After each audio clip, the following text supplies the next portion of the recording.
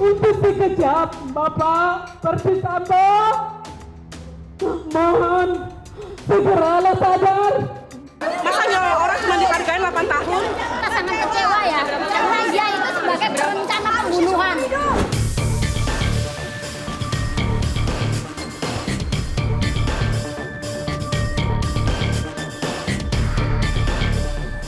Di ruang sidang utama Pengadilan Negeri Jakarta Selatan ini, tempat saya berdiri sekarang, semua drama terkumpul jadi satu di sini.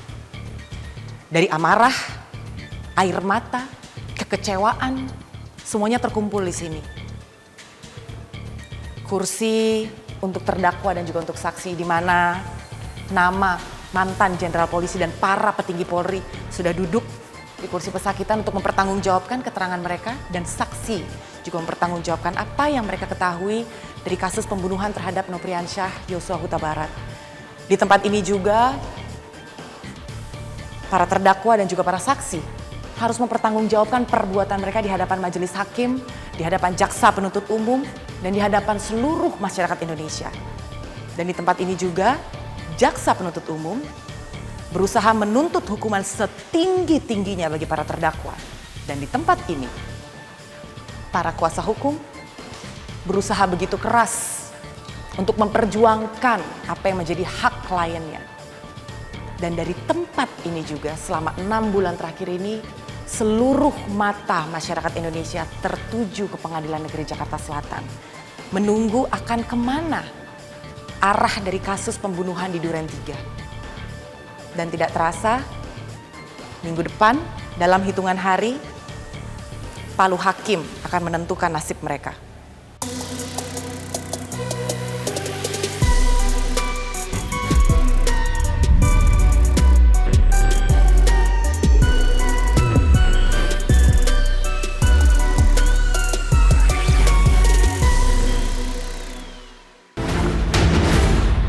Saya tahu kapan kamu bohong, kapan enggak. Cerita kamu nggak masuk di akal. Kalian karena buta dan tertuli, makanya saudara tidak mendengar dan tidak melihat.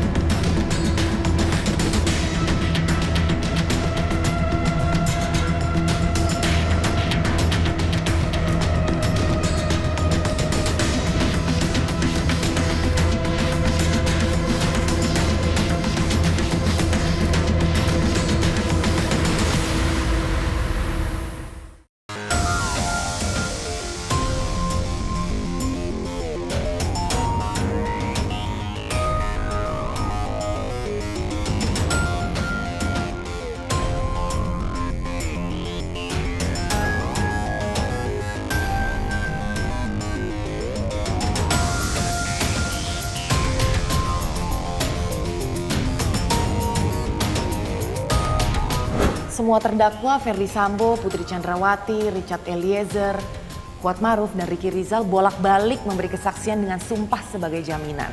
Kelimanya mengklaim bahwa apa yang dilontarkan itu adalah jujur. Dan masyarakat menilai bisa aja jujur menurut versi mereka. Tapi kemana putusan ini akan mengarah, tentunya sudah ada gambaran. Karena tuntutan jaksa sudah menjadi kisi-kisi.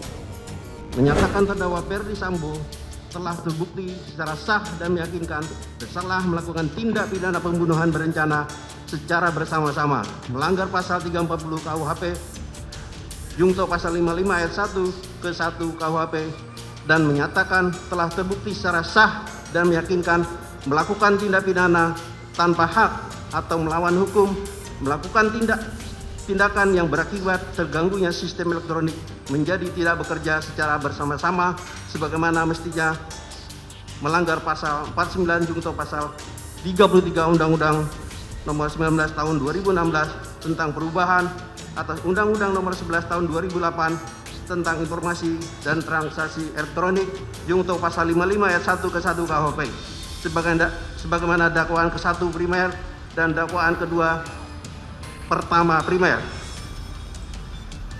Menjatuhkan pidana terhadap terdakwa dengan pidana seumur hidup. Menjatuhkan pidana terhadap terdakwa Putri Chandrawati dengan pidana penjara selama 8 tahun, dipotong masa tahanan dengan perintah terdakwa tetap ditahan. Menjatuhkan pidana terhadap terdakwa Richard Eliezer Pudium Lumiu dengan pidana penjara selama 12 tahun dengan perintah agar terdakwa tetap ditahan, dipotong masa penangkapan. Menjatuhkan pidana terhadap terdakwa Ricky Rizal Wibowo dengan pidana pidana penjara selama 8 tahun dikurangi selama terdakwa menjalani tahanan sementara dengan perintah terdakwa tetap ditahan. Menjatuhkan pidana terhadap terdakwa Kuat Ma'ruf dengan pidana penjara selama 8 tahun dikurangi masa penangkapan dan menjalani tahanan sementara dengan perintah terdakwa tetap ditahan. Atas tuntutan JPU aja masyarakat banyak yang protes karena nggak sepakat dengan tuntutan yang dilayangkan. Gimana dengan vonis majelis hakim yang masih diraba-raba oleh publik?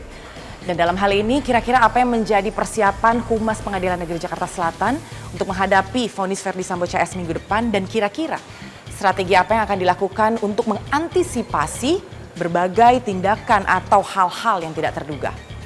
Terkait dengan soal persiapan agar putusan dibacakan dalam suasana tertib dan berwibawa, tentu Pengadilan Negeri Jakarta Selatan akan berkoordinasi dengan pihak aparat keamanan dalam hal ini Polres Jakarta Selatan maupun dengan Kejaksaan Negeri Jakarta Selatan.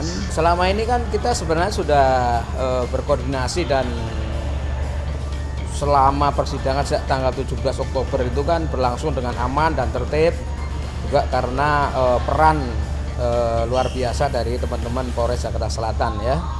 Nah, tentu saja hal ini terkait dengan putusan pasti nanti kita akan koordinasikan khusus dalam konteks pembacaan putusan nanti rencananya hari Jumat besok kita akan koordinasi dengan teman-teman Polres. Tentang soal peningkatan jumlah aparat, kemudian apa yang dibutuhkan di lapangan, itu yang lebih tahu, yang lebih mengetahui adalah dari Polres Jakarta Selatan menyangkut eskalasi, apakah tetap seperti yang kemarin atau penambahan pasukan, itu kan yang lebih tahu adalah aparat dari Polres Jakarta Selatan. Sayang ya, seandainya kejujuran ini ada di awal, insiden berdarah yang mencoreng nama baik institusi Polri nggak akan terjadi. Dan sekarang saya udah ada di rumah Duren 3. Jadi semua awal mulanya tuh di sini. Semua ambiar dan buyar bermula dari penembakan di Duren 3 ini.